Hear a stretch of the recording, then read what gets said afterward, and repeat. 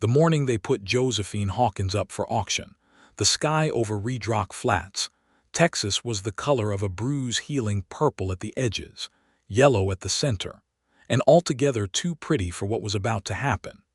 It was the spring of 1879, and the town of Red Rock Flats sat like a stubborn old man at the edge of the Llano Estacado, too proud to move and too weathered to care what the wind thought of it. The main street ran straight as a rifle barrel through the center of town, flanked by a general store, a saloon that never fully closed, a livery stable, a church that leaned slightly to the left, and a courthouse that leaned slightly to the right, as if they were arguing with each other across the dusty road. There were maybe 300 souls in Red Rock Flats, and on this particular Tuesday morning in late April, most of them had gathered in front of the courthouse steps. Josephine stood on the wooden platform that had been dragged out for the occasion, a broad, rough-hewn thing that usually served as a loading dock behind the general store. Someone had hammered a post into each corner, strung a rope between them, and called it an auction block. She was 24 years old. She was wearing the only dress she still owned that could be called respectable, a blue calico with white flowers embroidered along the collar, the kind of dress you wore to church or to your mother's funeral. She had worn it to both in the past year. She had not slept the night before. She had spent the dark hours sitting on the floor of the sheriff's storage room, where Deputy Clint Haskell had locked her after the bank's representative, a small and pernickety man named Weston Price, had filed his paperwork. The paperwork stated, in the cold language that money uses when it wants to take things from people, that Josephine Hawkins, widow, formerly of the Hawkins land grant of 312 acres along the Dry Fork Creek, was in default of a debt of $422.16, accumulated during the illness and death of her husband, Franklin Hawkins, who had passed of fever the previous October. The paperwork further stated that since all of her property, the land, the cattle, the horse, the tools, the furniture, had already been seized and sold to partially satisfy this debt, and since the remaining balance could not be recovered through property alone, the court had ordered a period of indentured labor to satisfy the remainder. It was, in essence, a legal mechanism that the powerful used against the powerless. Josephine knew it. The lawyer who had come down from Amarillo to represent the bank had known it. Deputy Haskell, who had the decency to look ashamed when he locked her door, had known it. But knowing something was wrong and stopping it were two entirely different things in Red Rock Flats in 1879. So Josephine stood on the platform in her Sunday dress, and she did not look down once. She had decided that the night before, sitting on that cold floor. She had cried she was human, and she had lost nearly everything, and crying was reasonable. But she had cried in private in the dark, with no one watching. Out here in the daylight, in front of these people who had been her neighbors and her husband's neighbors before that, she would stand straight. She would keep her chin level and her eyes forward, and she would not give anyone, not Weston Price in his too-tight collar, not the crowd of gawking townsfolk, not the auctioneer with his ridiculous gavel, the satisfaction of seeing her break. The auctioneer was a man named Gerald Poole, who normally sold livestock and occasionally parcels of land. He had the look of a man who found himself in an uncomfortable situation but had been paid enough to push through it. He stood to Josephine's left, shuffling his papers, perspiring lightly in the morning heat. "Now, folks," Gerald Poole began, his voice carrying the particular brightness of a man who has decided to treat this like any other Tuesday, "we are here this morning to $20. The voice came from the back of the crowd, and it was calm. Not rushed, not shouting, just level and certain, the way a man speaks when he has already made up his mind and simply wants everyone else to catch up. Josephine's eyes moved before she could stop them. He was standing at the edge of the gathered townsfolk, near the hitching rail where 3 horses were tied. He was tall, not absurdly so, but the kind of tall that registered itself without effort. He wore a dark brown hat with a wide brim, pushed back slightly on his head, and a canvas work coat over a dark shirt. His boots were dusty from the road. His face was angular, with the kind of jaw that suggested he had opinions and the kind of eyes dark brown, steady, that suggested he kept most of them to himself. He looked to be around 30, maybe a year or two either side of it, the sort of age at which a man in the West had either found his footing or lost it entirely. This one, by the look of him, had found his. He was not a man she recognized. He was not from Redrock Flats. Gerald Poole blinked. "Sir, I hadn't finished presenting the $20, Louis Archer said again with the same unbothered certainty. He reached into the inside pocket of his coat and produced a leather billfold. He was not looking at the auctioneer. He was looking at Josephine. She looked back at him. She did not look down. Weston Price, who had been standing to the side with the self-satisfied expression of a man watching his paperwork bear fruit, now stepped forward with a frown. "The minimum bid is—" "I know what the minimum bid is," Louis said, and there was something in his tone that made Price stop moving, though it was not a threatening tone, not exactly. It was simply the tone of a man who had done his reading. "The outstanding balance is $42.16 once you account for the sale of the property.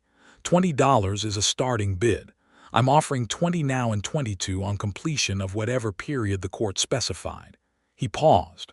"Or you can wait for someone else to bid." He looked around the crowd with a patience that was, Josephine thought, almost offensive in its completeness. No one else bid. The truth was that most of the people of Redrock Flats were not comfortable with this business to begin with. They had come because small towns do not have much entertainment, and a public auction has the pull of theater, but they had not come to bid. The men who might have seen an opportunity in Josephine's situation, and there were a few, she could see them in the faces at the front of the crowd, men who had made the kind of calculations that made her stomach turn, had been silenced by something in Louis Archer's manner. He had not threatened anyone. He had simply been the first, and he had been first in a way that left no comfortable space for anyone else to follow. Gerald Poole looked at Weston Price. Weston Price looked at his papers. The papers said nothing helpful. "Going once," said Gerald Poole, with the relieved haste of a man who wants to finish an unpleasant errand. "Going twice. Sold." Josephine breathed out slowly, keeping her face still. Louis Archer walked through the crowd, which parted for him with the casual ease it extends to men who seem certain of where they are going. He stopped in front of Weston Price and counted out the money bills, not coin, which meant he had prepared for this, and signed whatever papers Price put in front of him without reading them, though Josephine noticed that he read them carefully before signing, which was not the same as not reading them at all. He came to the base of the platform and looked up at her. "Ma'am," he said, "you can come down whenever you're ready. There's no hurry." She looked at him for a long moment. She was trying to read him, and she was good at reading people, had been since childhood, but he was harder to read than most.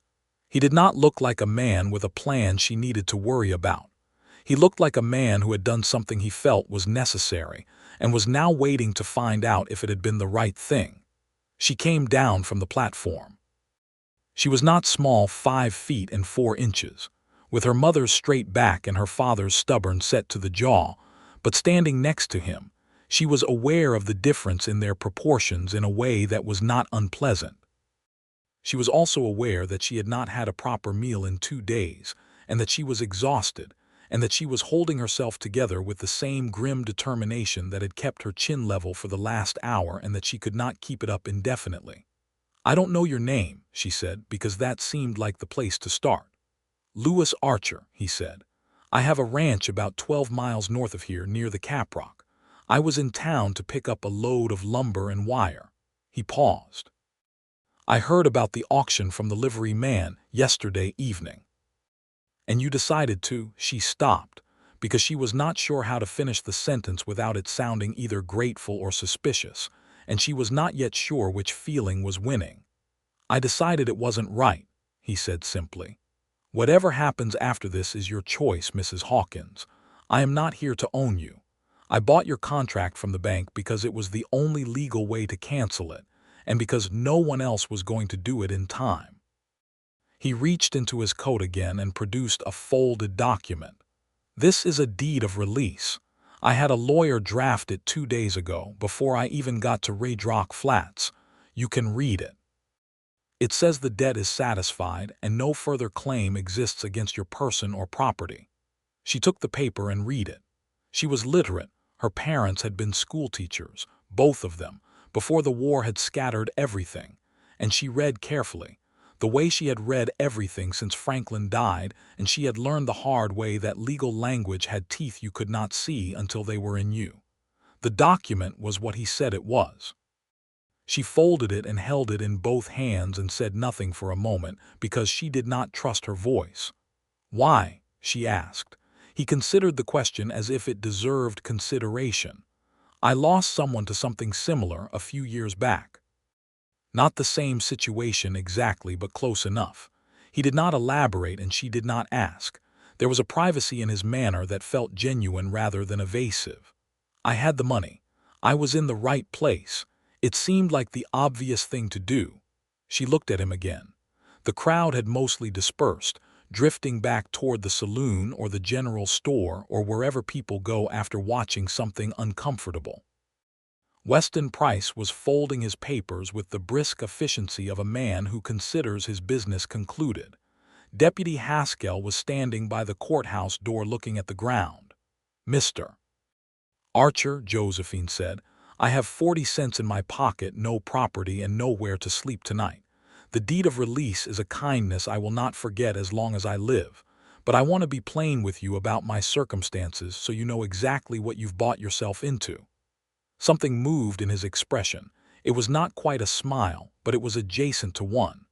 "I appreciate plain speaking," he said. "My ranch is understaffed.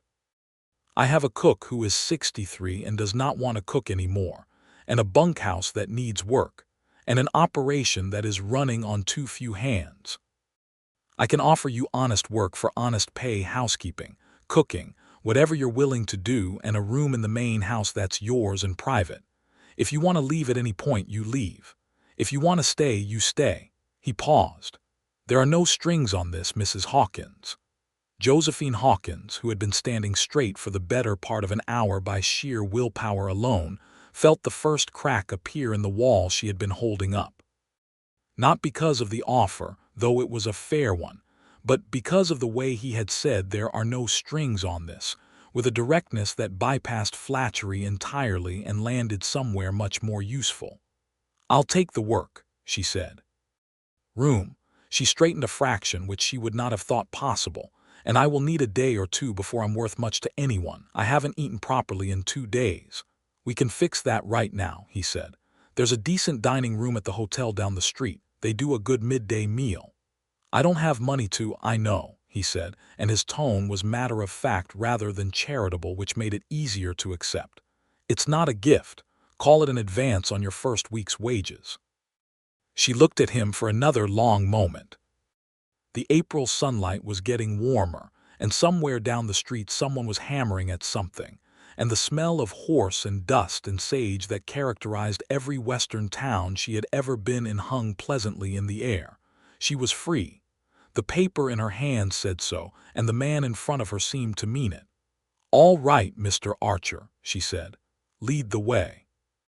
The hotel dining room was called Maybelle's, after the woman who ran it, a broad and practical person named Maybelle Duchamp, who had come to Texas by way of Louisiana and cooked with a generosity that tended toward the immoderate.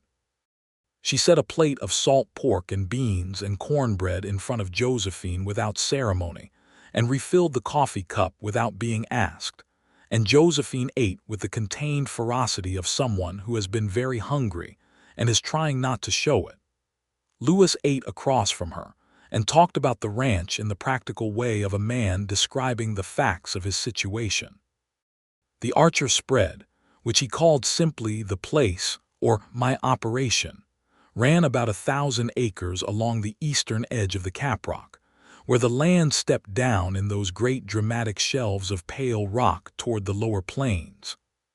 He had been building it for 6 years, since 1873, when he had come down from Kansas with $300, a horse, and a specific vision for what he wanted. He ran cattle, not a vast herd, but a well-managed one, and he had recently begun putting up fencing in anticipation of the barbed wire era that everyone with any sense could see was coming. "You're not from here originally," Josephine said. It was not a question. She had been listening to the way he talked, and it had the cadence of the upper Midwest somewhere, Kansas or Missouri, smoothed out by years but still present in certain vowels. "Missouri," he said. "Grew up near Sedalia, came west in '69. He was quiet for a moment. "The war left certain things behind that I found it useful to put some distance between myself and." She understood that. The war had done that to many people. She did not ask what specifically. "I'm from Tennessee originally," she said. "My parents moved the family to Texas in '63 when things became untenable back there. We settled near Lubbock. I met Franklin when I was 19. We had the Dry Fork land for 4 years before he got sick." She stopped and pressed her lips together briefly. "Fever took him fast, 6 weeks from the first sign of it to the end. By the time I understood what I was facing with the bank, I didn't have enough time to maneuver." "I'm sorry about your husband," Lewis said, and the simplicity of it was, again, what made it land correctly. No performance of sympathy, no drawn-out condolence, just the acknowledgement, direct and sincere. "Thank you," she said. "He was a good man, not a particularly organized one when it came to finances, but a good man." They were quiet for a moment, and it was not an uncomfortable quiet. Outside, Redrock Flats was doing its midday business. A wagon creaking by, a dog barking at something, a man's voice raised in some transaction at the general store across the street. The normal sounds of a town that would keep existing regardless of what had happened on its courthouse steps that morning. "When do you plan to head back to your ranch?" Josephine asked. "The lumber won't be loaded until tomorrow morning," he said. "We can leave day after tomorrow at first light if that suits you," she nodded. "I'll need to purchase a few things at the general store, basic necessities." She glanced at him. "Against my wages." "Of course. I'll keep a tally," she said. "Every penny I take will be written down and paid back." "I don't require that," he said. "I do," she said, and something in her tone settled the matter without drama. He looked at her with an expression she could not quite name. It was thoughtful, attentive, with something underneath it that she could not see clearly yet. "All right," he said. "I'll get you a notebook from the store." The next day, Josephine moved through Redrock Flats like someone who knows she is leaving a place for the last time. She went to the small cemetery at the edge of town, where Franklin Hawkins was buried under a wooden cross that would need replacing before the end of the year. She stood there for a while and talked to him quietly, which she had done every week since his death, whenever she had been able to get away from the endless work of trying to save what could not be saved. She told him about the auction and about Louis Archer and about the deed of release. She told him she was going to be all right. She meant it, finally, in a way she had not been able to mean it before. She also spent 2 hours at the small house she had been renting since the bank took the land, collecting what little remained of her belongings. 2 dresses besides the blue calico, a hairbrush, her mother's Bible, a small framed photograph of herself and Franklin on their wedding day, and a tin box in which she kept her most important papers, including the deed of release, which she added to the collection with a feeling she could not quite name, but that was adjacent to relief and adjacent to hope and adjacent to something else she did not examine too closely yet. Louis Archer, meanwhile, supervised the loading of his lumber and wire with the focused attention of a man who has learned by experience that things done carelessly at the loading stage become problems at the unloading stage. He checked the lashings twice, spoke at length with the man at the livery about the condition of the wagon axles, and spent a quiet hour in the late afternoon sitting on the hotel porch with a cup of coffee and a map of his property, marking with a pencil where the new fencing would go. He had not told anyone in Redrock Flats that he had come specifically because of the auction. He had told Josephine that he heard about it from the livery man, which was true, But the fuller truth was that the liveryman's description of the situation, a widow, a bank debt, an auction of a person, had struck him with a force that he recognized, and that he could not ignore. He knew what it was to be stripped of dignity by a legal mechanism designed to serve money rather than people. He had watched it happen to someone he loved once, and he had not been in a position to stop it.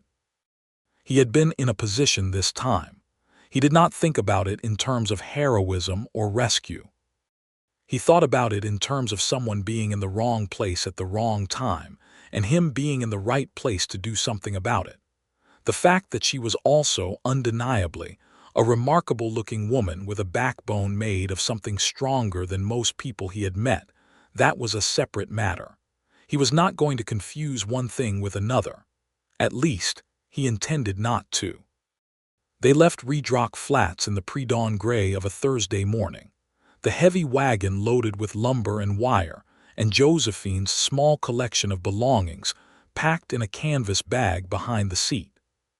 The road north was rough. All roads in that part of Texas in 1879 were rough, and the Caprock shimmered in the distance like a promise. Josephine sat beside Louis on the wagon bench and watched the landscape open up around her. She had spent the last several months in a contracted, desperate state, her world narrowing to the dimensions of what could be sold and what still needed to be paid. And now the world was suddenly wide again in the way that only the Texas plains can be wide. Absolutely, extravagantly, almost aggressively so. The sky taking up twice the space of the earth beneath it, and the grass rolling out in every direction as if it had been unrolling forever, and intended to keep doing so. "It's something," she said, meaning the landscape. "It takes some getting used to," he said. "After a while you can't imagine anything smaller." They talked as they rode, easily and without forcing it.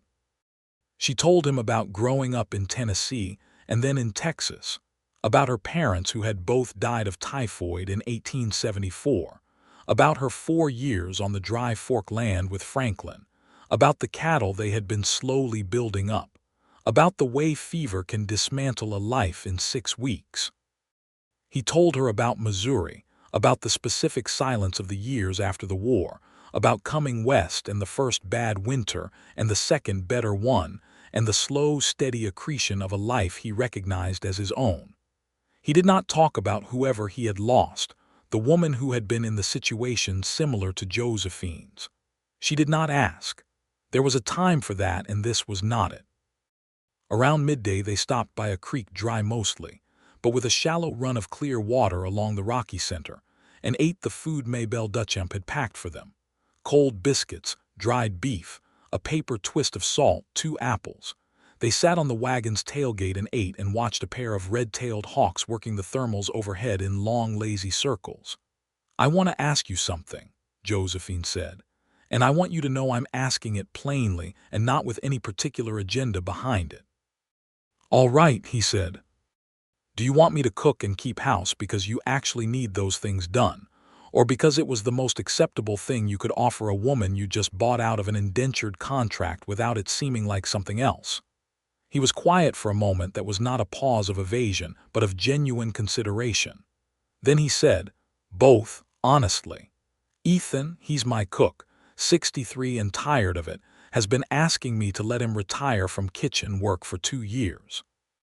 The bunkhouse genuinely needs attention. I have 3 cowhands, and not one of them can sew a straight line or keep a house clean or cook anything more complicated than beans." He paused. "But you're also right that the offer was shaped by the situation. I wanted to give you something useful and something that wouldn't make you feel like I was trying to—" He stopped, choosing words. "I wasn't trying to make you beholden to me. I was trying to give you somewhere safe to land while you figured out what came next." "That's a fair answer," she said, "and the work is genuinely needed. Genuinely." "Then we're fine," she said, and bit into her apple. He watched her for a moment with that expression she still could not fully name. "You know," he said, "most people, after what you went through yesterday morning, would be in a less—" He paused again. "You're very composed." "I did my crying on the floor of the sheriff's storage room," she said. "I had all night for it. By morning I was done. She glanced at him. I'll probably do more crying eventually. I usually finish a round and then need another go at it a few weeks later when something catches me off guard. You might want to know that ahead of time. He nodded as if this were entirely reasonable information to receive. I appreciate the warning. I also snore sometimes, she said, when I have a cold. And I have opinions about most things. The snoring won't be a problem since you'll have your own room, he said, and there was definitely the ghost of a smile now. The opinions sound useful. She smiled back, and it was the first time she had smiled in what felt like a very long time. It felt strange, like a muscle that had forgotten how to work and was being reminded. She did not try to hide it. The ranch appeared in the late afternoon, when the sun was slanting gold across the caprock, and everything it touched took on that particular amber quality that the West seems to save for late light. It was larger than Josephine had imagined from his description, not grand exactly, but substantial, built with the clear intention of lasting. A main house of limestone and timber, 2 stories, with a wide porch running the length of the front. A bunkhouse 20 yards to the east. A barn and stable beyond that, solid and well-maintained. Corrals of split cedar post and rail. A kitchen garden that had been started for the season and needed tending. A windmill above the well that turned steadily in the afternoon breeze. A man came out of the barn as the wagon pulled in. The cowhands she would learn were named Tom Birch, a steady and taciturn man of about 40, and Pete Ochoa and Danny Reeves, who were in their mid-20s and generally cheerful. They came to help unload the wagon, and Ethan, the retired and spirit cook, appeared on the porch, a man of 63 with a face like topography and the gratified expression of someone who has been waiting for relief to arrive. "I'm Ethan Graves," he said to Josephine, extending a hand that was very large and very weathered. "If you're the new cook, you are the most welcome person who has ever set foot on this property." "I'm Josephine Hawkins," she said, shaking his hand. "I'm a decent cook and I'm not afraid of work, but I'll need a day to learn my way around your kitchen before I can promise anything about dinner." "Take all the time you need," Ethan said, with enormous sincerity. Lewis showed her the room. It was on the second floor of the main house at the end of the hall with a window that looked north toward the caprock and caught the morning light. It had a bed with a proper frame, a chest of drawers, a washstand with a basin, and a small braided rug on the floor. It was plain and clean and completely, entirely hers. "Is it adequate?" he asked from the doorway. She set her canvas bag on the bed and looked at the room and at the window and at the light coming through it. "It's more than adequate," she said. "Thank you." He nodded and left her to it, which was exactly the right thing to do. She stood alone in the room for a moment. Then she opened her bag and took out her mother's Bible and the small framed photograph and set them on the chest of drawers. She took out the tin box and put it in the bottom drawer. She looked at the photograph, herself at 19, round-faced and uncertain, and Franklin beside her, already thin even then, smiling his wide, guileless smile, and she said goodbye to the last version of her life and hello to whatever this was. Then she went downstairs to learn the kitchen. The first week passed the way first weeks in new places do. In a rush of details, names, layouts, the specific grammar of a household that has developed its own logic over years. The kitchen was large and well-stocked, which told her that Lewis was not a man who scrimped on necessities. She cooked and cleaned and took stock of what needed doing and made lists in the notebook Lewis had bought her at the general store, which she used for both her wage tally and her household inventories, keeping them on separate pages with careful demarcation. She met the cowhands properly, Tom Birch, who was quiet and competent and had the manner of someone who had decided that words were a limited resource and should be spent wisely, Pete Ochoa, whose family had been in Texas for 3 generations before the American settlers arrived, and who had an easy friendliness and a gift for working with horses, Danny Reeves, who was 23 and from Georgia and talked a great deal, none of it offensive, most of it entertaining. She learned the rhythms of the operation, when the men were in and when they were out, when meals needed to be ready, what kind of day produced what kind of appetite. She and Louis Archer saw each other at meals and occasionally in passing during the day, and they talked easily and without strain, and she found that she looked forward to it in a way she noticed without letting herself examine too carefully. He was, she observed, quietly excellent at his work. He did not manage his cowhands with loudness or authority for its own sake, but with a steady competence that they responded to naturally, the way people respond to someone who clearly knows what they are doing.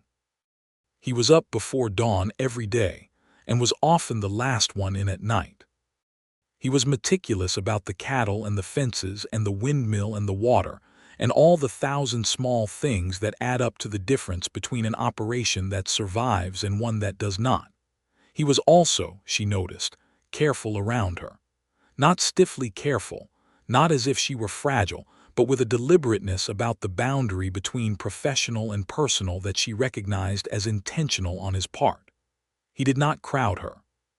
He did not look at her with any of the expressions she had been bracing herself for since the auction, the proprietary, the presumptuous, the any port in a storm. He looked at her as if she were a person he respected and found interesting, and no more than that, which was exactly the right amount, and which made it, paradoxically, more difficult not to think about him. It was in the third week that something shifted. There had been a fence break on the northeast corner, and Louis had been out from dawn until past dark dealing with it, and when he came in, Josephine had kept his supper warm and set it out for him in the kitchen, because she had been up late herself working on a set of curtains for the bunkhouse windows. He came in and sat down, and she brought him coffee, and he said thank you in the particular way of a man who is tired to the bone but genuinely grateful. And she sat across the table because she had been sitting there anyway, and there was no reason to leave. They sat in the kitchen with the lamp burning low and talked for 2 hours. She did not remember afterward what they talked about exactly. She remembered that it was easy and that he was funny in a dry, understated way she had not expected, and that he told her about the first cattle drive he had ever gone on at 17, and that she told him about the time she and Franklin had tried to break a horse they were utterly unequipped to break, and had ended up sitting in the dust of the corral together laughing until they cried. She remembered that at one point she said something that made him laugh, actually laugh, not just smile, and that it was a good laugh, low and real, and that she felt something warm move through her chest when she heard it. She went to bed that night thinking about Louis Archer more than she had any intention of doing. The fourth week, they rode out together to check a section of the herd that Pete was concerned about. It was a Saturday, and the morning was clear and cold and absolutely beautiful, the kind of spring morning that the Texas Panhandle produces sometimes, as if apologizing for how brutal it is the rest of the year.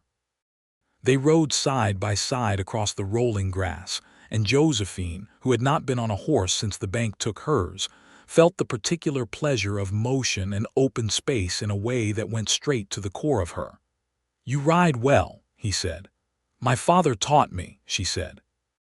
He believed women should know how to do everything men could do on the grounds that you could not always count on men to be available. A practical man, Louis said. Extremely, she said. He was also an optimist, which is a useful combination. Practical enough to prepare for the worst and optimistic enough to believe the best might still happen. "Is that where you get it from?" he asked. She looked at him. "Get what?" He seemed to search for the right word. "The quality you have of moving through things without being destroyed by them."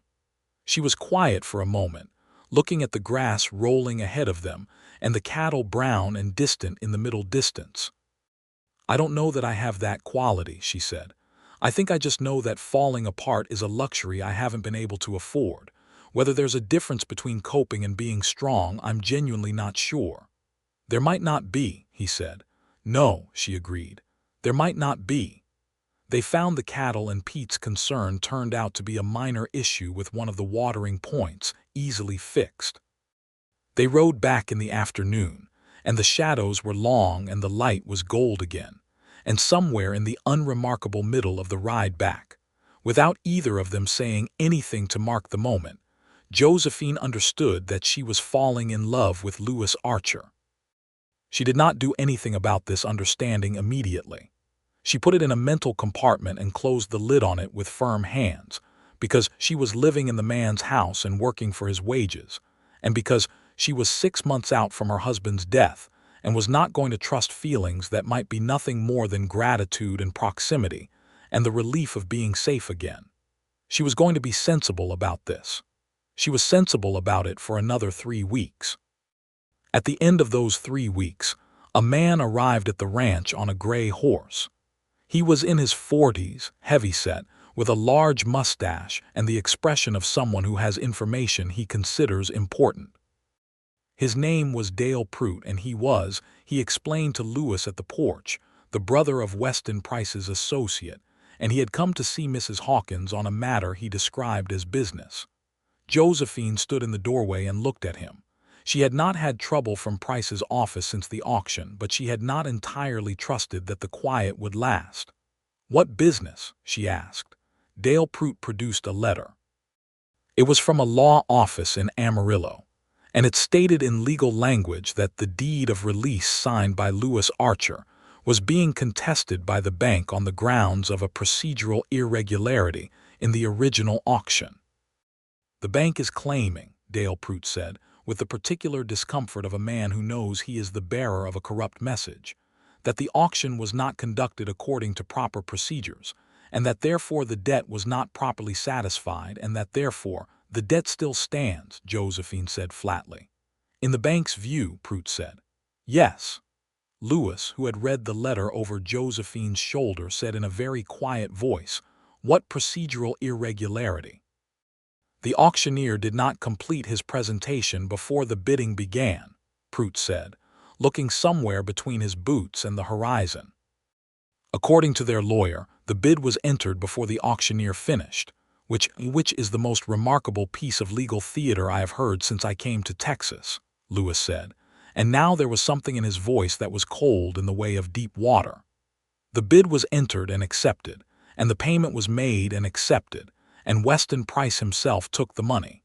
If the bank wants to contest a transaction that its own representative concluded, they are welcome to do that in court." "I'm just delivering the letter," Prout said. "You've delivered it," Louis said. "You can go." Prout went. Louis read the letter again. Josephine watched him read it. "They're trying to scare me back into debt," she said. "Yes," he said. "Can they do it legally?" "Their lawyer seems to think they have an argument," Louis said. "But I think it's a weak one, and I know a lawyer in Amarillo who will think so too." He folded the letter. "I'm going to ride to Amarillo. I'd like you to come with me if you're willing, because you'll need to make a statement." "When do we leave?" she said. They left the next morning. The ride to Amarillo was 2 days, and they made camp the first night on the open plain, the kind of camp that happens when you cannot reach the next town before dark, a small fire, bedrolls on opposite sides of it, the enormous and entirely indifferent Texas sky overhead. They ate beans Josephine had packed and talked by firelight, and at some point the conversation moved past small things and into larger ones. He told her about the woman. Her name had been Clara, and she had been from a poor family in Kansas City, and she had gotten into a similar debt situation to Josephine's, not through illness but through the dishonesty of a man who had borrowed against her name without her knowledge. He had been 23 and she had been 20, and he had not had the resources to help her, and she had been taken to a workhouse and had not survived the conditions there. He said it plainly, without dramatizing it, but the weight of it was in every word. "I'm sorry," Josephine said. "I'm so sorry.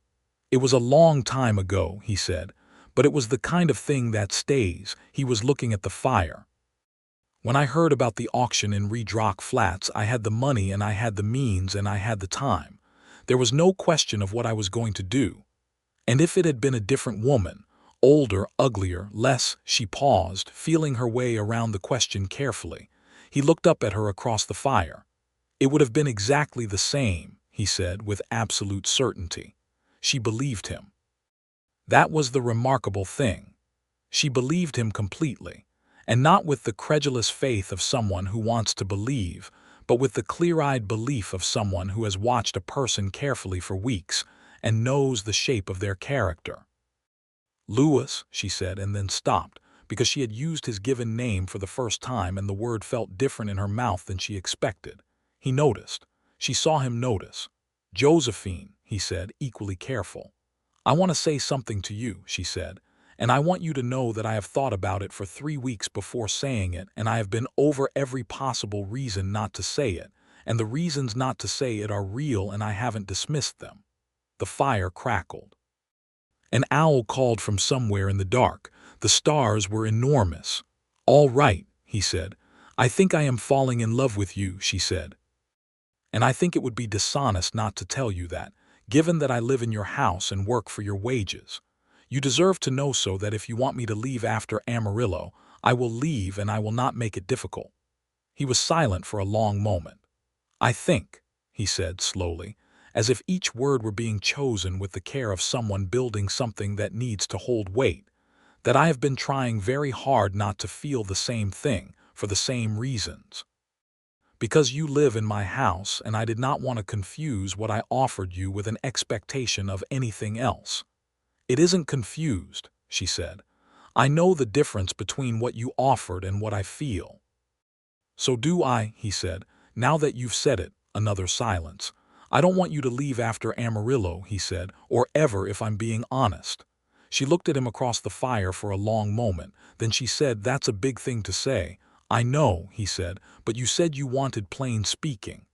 "I did," she said. "I appreciate it."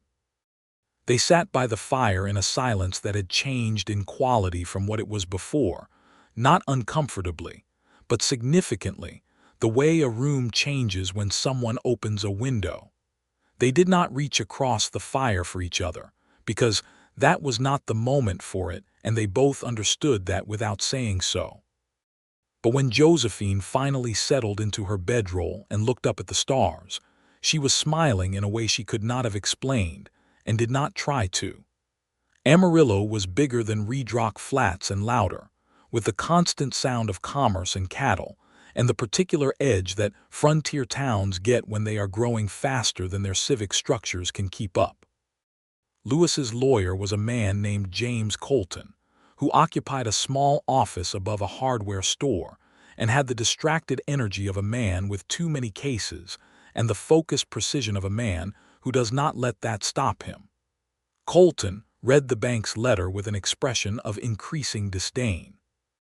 "This is extraordinary," he said, which Josephine quickly understood was legal language for ridiculous. "They're basing their argument on the auctioneer not having finished his presentation. But the bid was made, accepted, and the payment was completed in front of witnesses. The auctioneer himself accepted the bid. Price himself took the money. He looked up. This is a pressure campaign. They're hoping you'll settle rather than fight." "We're not settling," Louis said. Colton filed a response the next day, a brisk and comprehensive document that Josephine read in its entirety, because she was that kind of person. It was, she judged, a very good document. Colton had apparently enjoyed writing it in the way that lawyers sometimes enjoy dismantling arguments that have been constructed in bad faith. They had a day to wait while Colton completed his filings and sent a notice to the bank's attorney. Louis showed Josephine Amarillo, which was not the most refined of cities, but had more to look at than Redrock Flats, a proper hotel with a dining room that served actual vegetables, a dry goods store that had fabrics she had not seen in years, and a small park near the courthouse where she sat in the afternoon shade with Louis beside her and felt, for the first time in longer than she could properly remember, entirely at ease. "I want to tell you something else," he said, sitting beside her on the bench in the park. "Tell me," she said. "I have been thinking since last night," he said, "about what I said by the fire, and I want to be clear that I am not in the habit of saying things I don't mean." "I know that," she said. "I want to court you properly," he said. "I know the timing is unusual. I know you're still that Franklin hasn't been gone a year yet, and that grief doesn't follow a schedule, and that you might need more time than any of this has given you." "I might," she said honestly. "I don't think I do, but I might discover I'm wrong about that." She looked at him. My grief for Franklin is real and it isn't finished, but it also isn't the same thing as not being able to love someone else. He would have understood that. He was a practical man in the ways that counted. Can I court you? Lewis asked. It was a completely direct question with a completely direct face behind it, and she found that she loved him for that directness in a way she could not fully articulate. Yes, she said. You can court me.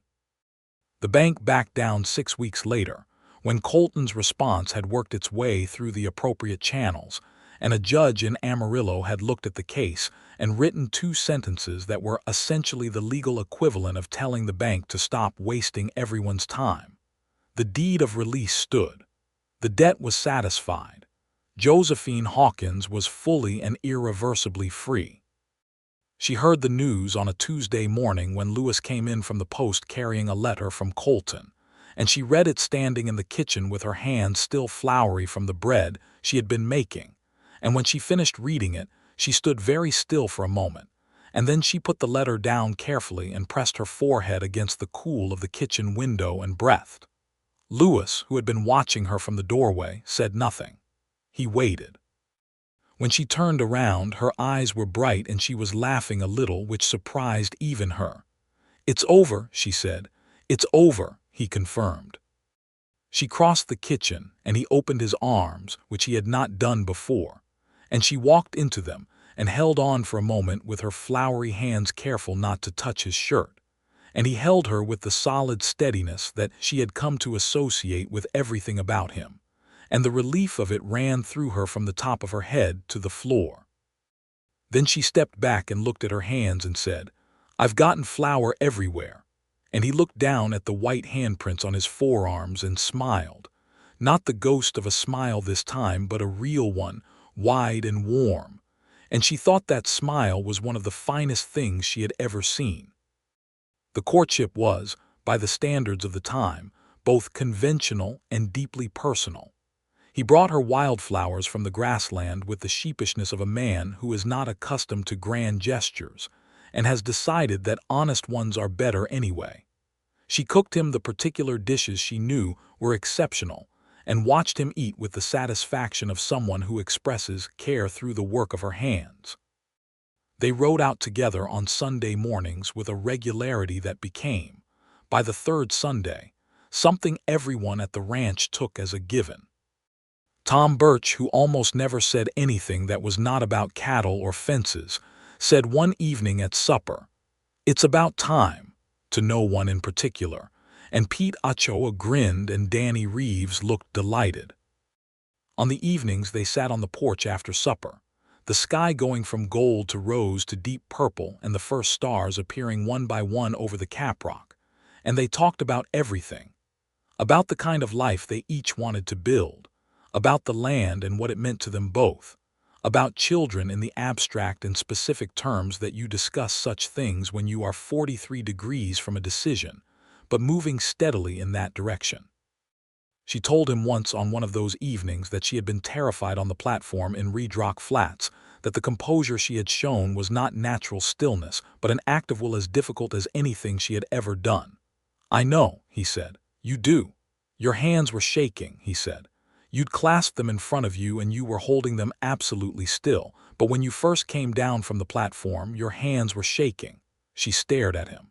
"You noticed that from the back of the crowd." "I was watching," he said simply. She was quiet for a moment. "Why were you watching before you bid?" "I came to Red Rock Flats knowing what I was going to do," he said. "But then I saw you up there, and I watched you for about 2 minutes before Poole started talking, and I thought—" He stopped. "What?" "I thought, there is a woman who deserves better than this, and I thought it so clearly and so specifically that it surprised me." He looked at the stars. "I had come to help because it was the right thing to do. But when I saw you, I bid before Gerald Poole finished his sentence because I did not want to wait another second." She looked at him in the dim light of the porch, the lamp behind them through the window casting a soft yellow glow. She said, "Lewis." "Yes." "I am going to need you to stop saying things like that while we are sitting on this porch, or I am going to have to revise my entire understanding of my own feelings." "What would that revision look like?" he asked.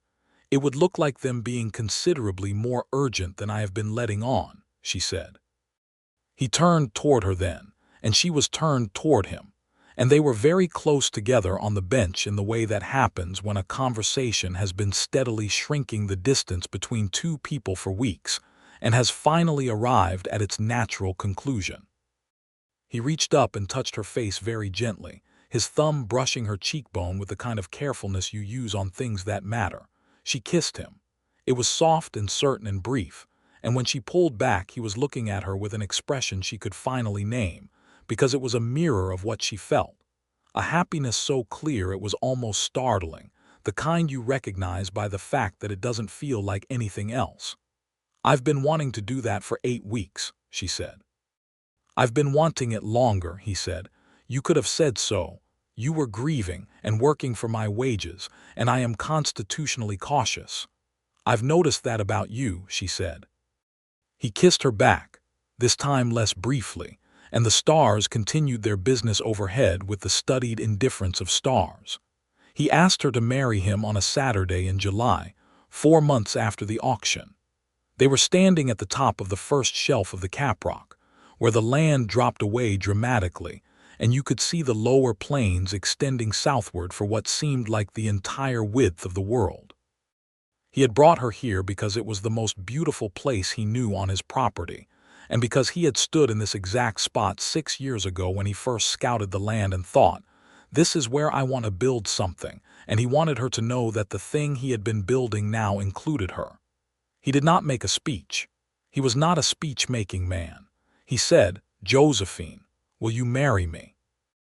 And looked at her with those dark brown steady eyes, and she looked back at him over the vast distance of the plains below and the sky above, and the whole enormous western landscape spread around them like an argument for the size of possibility. "Yes," she said. "Absolutely yes." He produced a ring, which he had ordered from a jeweler in Amarillo a month ago, because he had been constitutionally cautious about the proposal but practically optimistic, and it was a simple band of yellow gold with a small turquoise stone set in it, because he had seen her eyes linger on turquoise at the dry goods store in Amarillo and he had been paying attention. She looked at the ring on her hand and then at him and said, "You planned ahead." "I like to be prepared," he said. "And if I'd said no, I would have been very disappointed," he said, and returned the ring to the jeweler and tried to understand your reasons and respected them. He paused. "Though I would have been heartbroken, to be plain about it." "Good," she said, which was a strange response, but he understood it immediately, because it was the kind of thing you say when you want to know that you matter enough to hurt someone if you leave. They were married in September of 1879, in the slightly left-leaning church back in Red Rock Flats, because Josephine had asked if they could be married there, partly because it was where Franklin was buried and she wanted some continuity of witness, and partly because she wanted the people of that town to see what had come of the auction they had all gathered to watch. She wore a dress of deep green cotton that she had made herself over the course of August, working in the evenings on the porch, and she looked more beautiful than Lewis had words for, which he told her in exactly those terms and with exactly that honesty, which was the right way to say it. Tom Birch, Pete Ochoa, and Danny Reeves came, dressed in their best and looking alternately proud and uncomfortable in the way of cowhands at formal occasions. Ethan Graves sat in the front row and cried steadily, and without embarrassment from the moment the service began until the moment it ended, which he attributed to dust but which nobody believed. James Colton, the lawyer, came from Amarillo, because he had followed their story with a personal interest and felt he had some stake in the outcome. Gerald Poole, the auctioneer, was there, because it was a small town and he had been invited, and because he had the grace to look both pleased and slightly uncomfortable, which was about the right response given his role in the story. Weston Price was not there. The ceremony was short, and the vows were the ones Josephine and Lewis had written themselves, because they were both people who chose their words carefully and wanted the words to be true. Lewis said that he promised to see her clearly and respect what he saw, and not to confuse his ideas about her with the actual person in front of him. Josephine said that she promised to tell him the truth, even when it was inconvenient, and to choose him every day with the same deliberateness with which she chose everything that mattered. The minister, a young man from Ohio who had arrived in Red Rock Flats the previous year and was still adjusting to Texas, seemed moved by this despite himself. After the ceremony, they ate at Maybelle Duchamp's dining room, which Maybelle had decorated with an enthusiasm that suggested she had been looking for an excuse to decorate something for a long time, and there was music provided by a fiddler and a man with a squeeze box, and Danny Reeves danced with such wholehearted energy that he knocked over a chair and apologized to it as if it were a person. Josephine danced with Louis in the way of two people who have recently discovered they are good at something together and are enjoying the discovery. And at one point, she stood on the street outside Maybelle's in the September evening and looked at the courthouse down the block with its slightly right lean, and felt the weight of what had happened on its steps 5 months ago and everything that had come after, and she was not sad. She was something more complicated and more complete than sad, something that had grief in it and gratitude and joy all woven together in the way of things that have actually happened rather than things you imagined. Louis came to stand beside her. He had followed her out without her hearing him, which was something he did, not from stealth but from the particular attentiveness of a man who notices when someone he loves has gone somewhere quietly. "All right?" he asked. "Better than all right," she said. "I was just saying goodbye to something." He looked at the courthouse. He understood. He took her hand and she let him hold it, and they stood there for a moment in the September dark before the music from inside called them back. The first year of their marriage was, in the way of first years, a combination of joyful and difficult and thoroughly revealing. They learned each other's sharp edges along with the smooth ones. He was occasionally stubborn in a way that could curdle into obstinacy when he was tired. She had a temper that was slow to kindle, but impressive once it arrived. They had arguments that were genuine, and resolved them in the direct manner of two people who have agreed to be honest with each other even when it is uncomfortable. The ranch prospered. The cattle herd grew steadily, and Louis's judgment about the coming fencing era proved correct. When barbed wire began to change the face of the Texas range in earnest, he was already positioned with fenced land and defined range that gave him an advantage over neighbors who had delayed. Tom Birch stayed on, stoic and reliable. Pete Ochoa was promoted to foreman in the practical way of recognizing what has already been true for some time. Danny Reeves met a girl from a neighboring ranch named Helen, and spent the better part of 6 months being visibly distracted before eventually marrying her and settling 2 miles down the road, close enough to remain Danny Reeves in all the essential ways. Ethan Graves, relieved finally and completely of kitchen duties, proved to be an excellent hand with the horses, and spent his remaining working years in the stable in a state of contentment that was pleasant to observe. Josephine ran the house with the efficiency of someone who grew up in a household where both parents worked and nothing got done unless you did it yourself, and she put her own mark on it in gradual, specific ways. The kitchen garden that became genuinely productive rather than aspirationally productive. The curtains and rugs and small domestic details that accumulated over months into something that made the limestone house feel genuinely lived in. She also became, in the way of women in frontier communities who have skills and time, a resource for the neighboring ranch wives and the women of the nearest town, Crestwell, which was 6 miles south, helping with difficult births alongside the local midwife, teaching a small informal school for ranch children 2 mornings a week, reading and writing letters for those who could not do so themselves. She never forgot the auction block. She did not want to forget it. It had brought her to Louis, yes, but it had also been a thing that should not happen to anyone, and the awareness of that, the injustice of it, the casual cruelty with which legal systems could be used to strip people of dignity and property, lived in her as a permanent alertness to the ways in which the powerful could use the mechanisms of the world against those who had less power. She used that alertness practically, in the specific ways available to her, helping women whose husbands had died to understand their legal situations before the banks came calling, writing firmly worded letters to lawyers in Amarillo on behalf of people who could not write such letters themselves, making sure that young women who came to her informal school understood something about money and property and the legal landscape they lived in. Lewis supported all of this with a completeness that she found, years later, to be one of the clearest expressions of his love for her. Not just tolerating it or approving of it from a distance, but actively understanding why it mattered and treating it as the serious work it was. In the spring of 1881, nearly 2 years after the auction, their first child was born.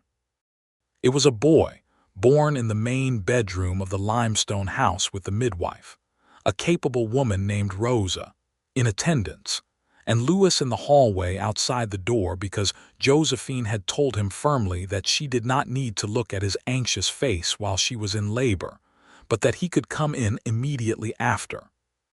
He came in immediately after, with the expression of a man who has been extremely frightened for several hours and is just now remembering to breathe, and sat beside the bed and looked at his son with the particular expression of someone who is reordering their understanding of what is possible. "He looks very serious," Lewis said. "He looks exactly like you," Josephine said. She was tired in a way that went all the way down to the cellular level, but she was also lit from within with something that she had no better word for than wonder. "What do you think about Samuel?" Lewis considered this. "Samuel," he said. "After my father," she said. "Samuel Marcus Hawkins."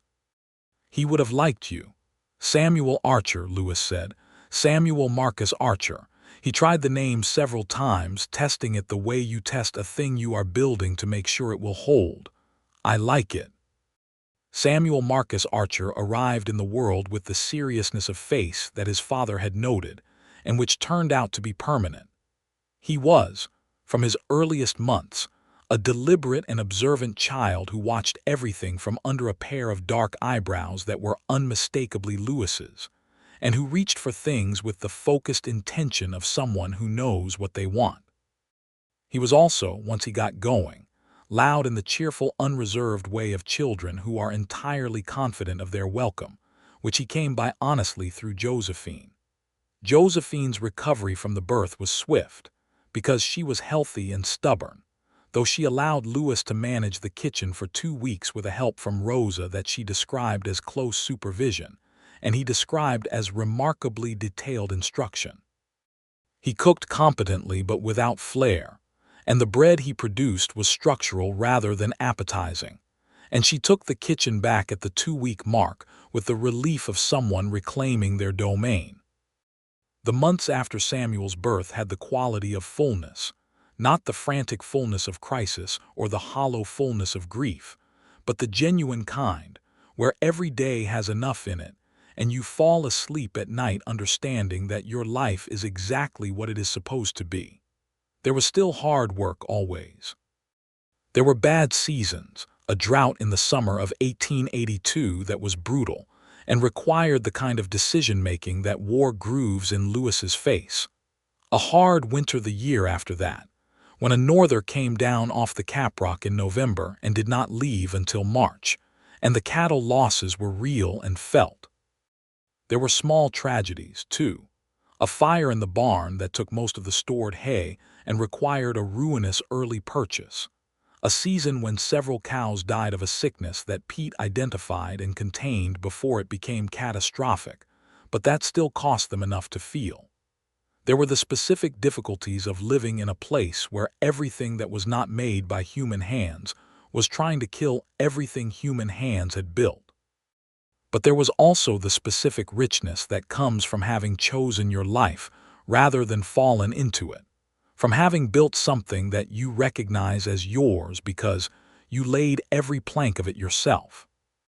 There were the evenings on the porch, which remained, even with a baby in the house and the accumulated demands of 5 years and 10 years, and more a constant, the particular pleasure of two people who find each other interesting sitting in the same good place at the end of a good or difficult day, watching the same enormous sky do its evening work. Louis had a habit in those evening porch hours of reaching over and taking Josephine's hand in his without preamble or comment, just the warm, solid presence of his hand around hers. She had a habit of leaning slightly toward him when he did it. Neither of them discussed this. It was simply what they did. In the fall of 1883, their second child was born. This was a girl, which Josephine had known somehow from earlier in the pregnancy in that inexplicable way some women know things, and whose arrival was celebrated by Samuel, now 2 years old, with the mystified intensity of a child who has been told there will be a sibling, and has received this information as data but not yet as reality. The girl was small and alert, with Josephine's coloring, her dark eyes, and the particular brown of her hair, and they named her Frances Clara Archer. Frances for Louis's mother, Clara for the woman he had lost in Kansas City, which Josephine had suggested, and Louis had accepted with a quiet gratitude she understood completely. Frances was, from the beginning, a personality. She was louder than Samuel and more immediately opinionated, which the hands found endlessly entertaining. Pete Ochoa, who had 3 younger sisters of his own, and was therefore well equipped for the experience of Frances Archer, called her La Jeffa, which he explained to Louis meant something like the boss, and Louis said gravely that he thought that was accurate. Samuel adored her, which surprised everyone slightly and surprised no one in retrospect. He was 3 years old and she was an infant, but he managed her with the careful attentiveness of someone who has decided that something is important and is going to treat it accordingly, bringing her toys she was too young to use and reporting her status to the household with regular solemnity. By 1885, 6 years after the auction in Red Rock Flats, the Archer spread had grown to nearly 2,000 acres, and Louis had hired 2 additional hands and was running one of the better-managed cattle operations in that part of the Texas Panhandle. Josephine's informal school had grown to the point where she was teaching 12 children on 3 mornings per week, and she had acquired, from a bookseller in Amarillo, a collection of textbooks that she guarded with the intensity of someone who understands that books are infrastructure. They went back to Red Rock Flats occasionally, for supplies or for specific errands, and the town had grown in the usual haphazard way of small western towns in the 1880s, adding buildings and losing others, with a new bank building, a different bank, not prices, and a proper school, and a telegraph office. Franklin's grave had a new wooden cross, which Josephine had commissioned and paid for herself, and was kept tidy by the minister's wife, who had taken it upon herself to maintain the newer section of the cemetery. She always stopped at Franklin's grave when they were in town. Louis always waited for her at the wagon. This was their unspoken agreement, and it was correct, and it had never needed to be discussed. One afternoon in the summer of 1885, she was standing at the grave in the way she always did, and Samuel was standing beside her. He was 4 now, old enough to be told about death in the language of a 4-year-old, and he asked, as children do, what Franklin had been like. He was kind, Josephine said, and funny, and he was very good at building things with his hands. She paused. He would have liked you very much. Does Papa know about him? Samuel asked. Yes, Josephine said, Papa knows. Is Papa sad that Mama was married before? Josephine looked at her son, at his Louis eyebrows furrowed with the genuine puzzlement of a child trying to understand something complicated. No, she said. Papa is not sad about it. The love I had for Franklin and the love I have for Papa are not the same thing and do not take anything from each other. Does that make sense? Samuel considered this with the focused seriousness that was his characteristic mode of engagement with the world. Like how I love Frances and I love you and I love Papa and they don't take away from each other. Exactly like that, she said. He seemed satisfied with this.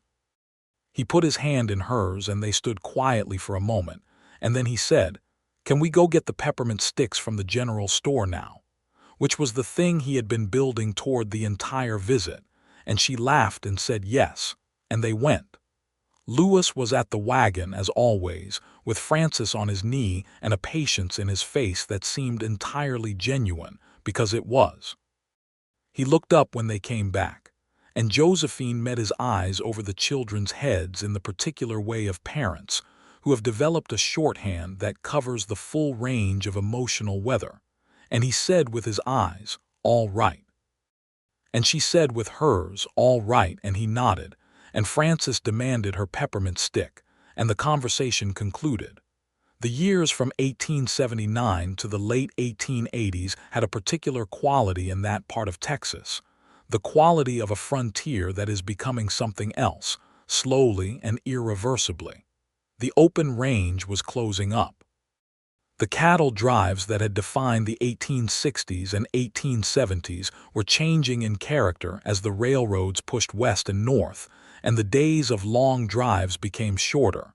Towns were growing. Churches were staying upright.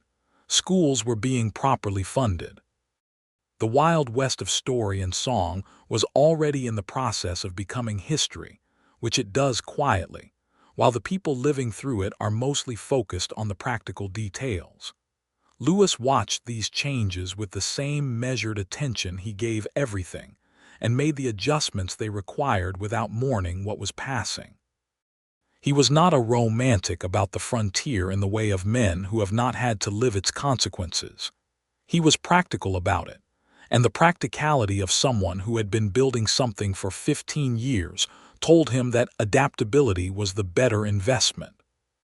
He bought a small grain operation in 1886 to supplement the cattle business, because the railroad town of Canyon, which had come up 15 miles to their east, created a market for it. Josephine's school had, by 1887, become something that the county could no longer pretend was informal. A delegation of neighboring families came to the ranch in the spring of that year and asked her, with a formality that she found touching, if she would consider becoming the official schoolteacher for the combined ranch community when a proper schoolhouse was built. She said she would be honored to, and then she turned around and told Louis, who she had thought might be concerned about the expansion of her commitments away from the ranch, and he said, "I think it's the right thing. I can get someone to help in the kitchen." She looked at him and said, "You know I love you very much," and he said, "I know," with a satisfaction that was warm all the way through. The schoolhouse was built in 1888. It was a small frame building with real glass windows and 6 proper benches, and a blackboard that Josephine had traveled to Amarillo to select personally. It sat on a piece of land donated by Louis at the junction of 3 ranch roads, so that no family was unduly disadvantaged in the matter of distance. There were 22 students on the first day, ranging from 5 to 14 years old, and Josephine stood at the front of the room and looked out at them with a feeling she recognized as the culmination of something that had begun in her parents' schoolrooms in Tennessee decades ago.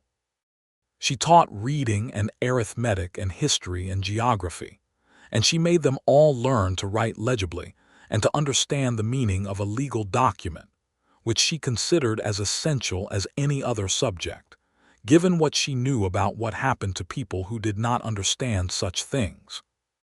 Samuel started school there at age 7, in the fall of 1888, and was immediately the most serious student in the room, which his mother managed with the careful impartiality of a teacher who is also a parent, giving him no more and no fewer corrections than anyone else. Francis started 2 years later and was immediately the most argumentative student in the room, which Josephine managed with the specific tools that a parent develops for an argumentative child, which are essentially the tools of a good teacher anyway: patience, specificity, and the consistent application of logic to unreasonable positions until they either improve or exhaust themselves. There was a third child, born in the fall of 1887, another boy, born in the second year of a run of good seasons, healthy and loud from the first breath. They named him Thomas Henry Archer Thomas for Tom Birch, who accepted this honor with the stillness of someone receiving an unexpected and overwhelming gift, and Henry for Lewis's father. Thomas was from the beginning a creature of the outdoors in a way that Samuel was not, where Samuel would rather be reading. Thomas wanted to be in the barn with Pete or watching the cattle work. And by the time he was 5, he was following Pete around the property with the single-minded purposefulness of a person who has identified their calling. The household was full in the way that households with 3 children under 10 are full, which is to say constantly and productively chaotic, with the particular quality of noise and motion, and interrupted sentences that Lewis and Josephine had come to understand as the sound of everything being all right. On an evening in the summer of 1889, 10 years after the auction in Redrock Flats, Lewis and Josephine sat on the porch after supper. The children were inside. Samuel was reading. Frances was conducting some negotiation with her dolls that involved a great deal of dramatic voice modulation. Thomas was already asleep at 8 years old because he was always the first asleep and the first awake, having the farmer's instincts of someone who considers darkness a waste of daylight. The sky above the caprock was doing its evening performance, rose and gold and deep purple, the kind of sky that people who live under it stop taking for granted at some point and start receiving as a gift. Lewis had Josephine's hand in his, because that was what evenings were for. "I want to tell you something," Josephine said, in the way she always began things she had been thinking about. "Tell me," he said, in the way he always answered. 10 years ago I stood on that platform in Redrock Flats and I was terrified," she said. "You know that. I told you the night by the fire." She looked out at the sky. "And I was also, in that moment before you bid, I was so angry. Angry at the bank and at the system, and at the fact that my husband had died and left me in a situation I hadn't had any hand in creating and that I couldn't get out of. And I thought, I will not let them see that. I will stand here and I will be still and I will not give them this." "And you didn't," he said. "I didn't," she agreed. "But you know what else I thought, in those 2 minutes before Gerald Poole started talking, before I even heard your voice?" "What?" "I thought if I survive this I am going to build something real. I didn't know what, I didn't know how. I had 40 cents and a Sunday dress and a deed of release that a stranger was about to hand me, but I thought it clearly, I am going to build something real." She turned and looked at him. "I did." He looked at her in the last of the evening light, at the woman who had stood without flinching on that platform, who had come down and introduced herself and asked for plain speaking and gotten into his wagon and brought her 40 cents and her tin box and her Bible and her photographs and her stubbornness and her intelligence and her grief and her capacity for joy, and who had proceeded to spend 10 years being the most remarkable person he had the privilege of knowing. "We did," he said. She tightened her grip on his hand. "We did," she agreed. Inside the house, Frances concluded whatever negotiation she had been conducting, to her apparent satisfaction, and then she called out for her mother with the absolute confidence of a child who knows exactly where her mother is and knows her mother will answer. Josephine answered. She called back into the house without letting go of Lewis's hand, and Frances asked about something she needed, and Josephine told her where to find it, and Frances said, with the precise emphasis of a 7-year-old who considers this a sufficient interaction, "Thank you," and went back to her dolls. Lewis laughed the real laugh, low and warm, the one she had first heard 8 weeks after the auction in a kitchen at midnight and had been hearing every few days for 10 years now, and that still, every single time, moved something in her chest. "She'll be running a county by the time she's 30, he said. "At least," Josephine said. "Lord help the county." They sat until the stars were fully out, and the air had cooled enough to become genuinely pleasant, and the lamp inside cast its familiar yellow light through the window. They talked about nothing in particular and everything that mattered, the way people do who have learned that conversation is not only for the exchange of information, but for the maintenance of closeness, the regular confirmation that two people are still inside the same story and glad to be there. In the spring of 1891, Samuel Archer, 13 years old and his father's son in every way that mattered, began learning to read brands and to manage basic cattle records, because Lewis had decided that the best gift he could give his children was an education that was both academic and practical. Samuel took to both with equal seriousness. He was already, at 13, serious about everything. Francis, 11, had the schoolhouse's informal leadership in the way children achieve such things, not through election or appointment, but through the natural gravity of a personality that others orbit.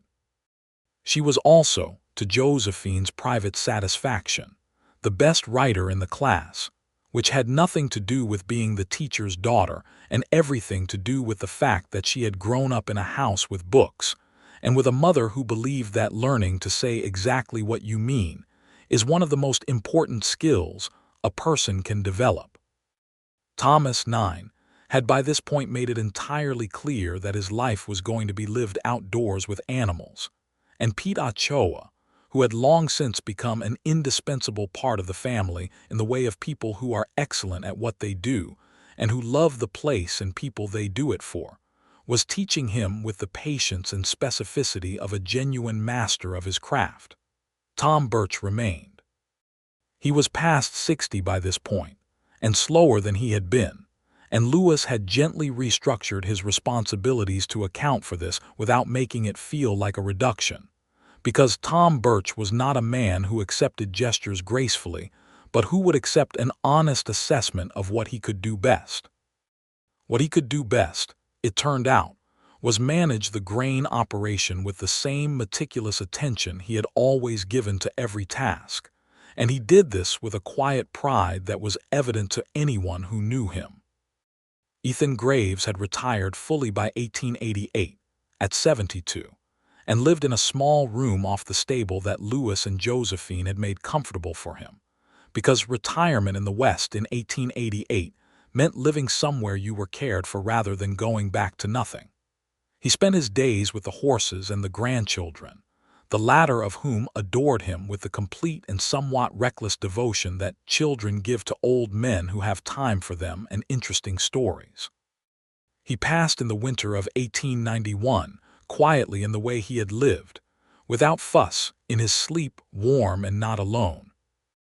Josephine had been sitting with him the evening before, reading to him from the Bible, because his eyes were bad and he liked to be read to, and he had said before she left, "You and Lewis did good," which she carried with her afterward as one of the finest things she had ever been told.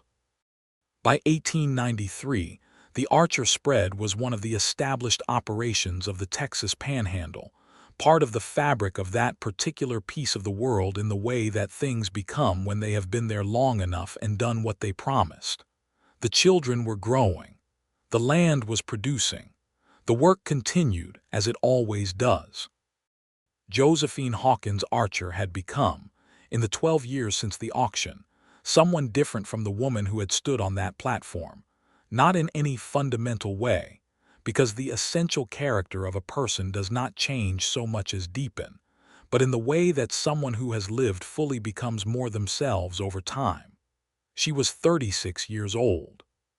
She had put her roots so deep into this Texas land that she sometimes felt she was part of the geology of it, as permanent as the caprock itself. She taught school and raised children and ran a household and wrote letters that changed things and loved her husband with a thoroughness that had, if anything, grown more complete with each passing year. Lewis Archer was 44. He had gray coming in at his temples now, and the particular lines that 15 years of outdoor work in a hard climate put into a face, and he was, Josephine thought on a fairly regular basis, the most handsome thing she had ever seen, which she told him occasionally, which he received each time with the same slightly astonished pleasure of a man who finds that love continues to surprise him. He had built what he had come to Texas to build. He had found something he had not been looking for and did not intend to let go of. Every morning he woke before dawn in the bed beside Josephine, and every morning that was the first fact of his day, and it was, always, enough to make everything else that followed worth undertaking. On a morning in the spring of 1893, Josephine stood on the porch of the limestone house and looked north toward the caprock, where the first green was coming back into the grass after the winter brown, and the sky was the specific bright blue of a March morning in the Texas Panhandle, and the windmill above the well was turning in a light breeze, and from somewhere inside the house she could hear Thomas arguing with Francis about something in Samuel's voice, low and reasonable, trying to mediate. Lewis came out and stood beside her with his coffee, and they looked at it together. The land, the sky, the windmill, the barn, the corrals, the small frame schoolhouse visible 2 miles down the road, the whole accumulated evidence of a life. "I've been thinking," she said. "Tell me," he said. "I've been thinking about that night by the fire," she said, "when I told you I was falling in love with you, and I said I'd thought about it for 3 weeks before I said it." "I remember," he said. "I think," she said, "that I knew much earlier than 3 weeks. I think I knew the morning I came down from that platform and you said, 'There's no hurry.'" He turned and looked at her. "You didn't say anything for months." "I was being sensible," she said. "You were being constitutionally cautious," he said, using her old description of him, and she laughed and he smiled, and the morning went on being exactly what it was. "I'm glad you bid before Gerald Poole finished his sentence," she said. "So am I," he said. "Every day." She took his hand, which was warm from the coffee cup and familiar as her own, and held it while the spring morning continued around them. The children inside, the cowhands moving across the far pasture, Pete's voice carrying clear in the morning air as he called something to Thomas, the cattle brown and purposeful in the distance, the grass green and coming in strong, the sky open and endless and wholly, extravagantly alive. The story not finished, never finished. That was the nature of the good ones, but resolved, complete, its major threads gathered and held and woven into something that would hold in weather. Josephine Hawkins Archer held her husband's hand on the porch of their home in the spring of 1893 and did not look down once.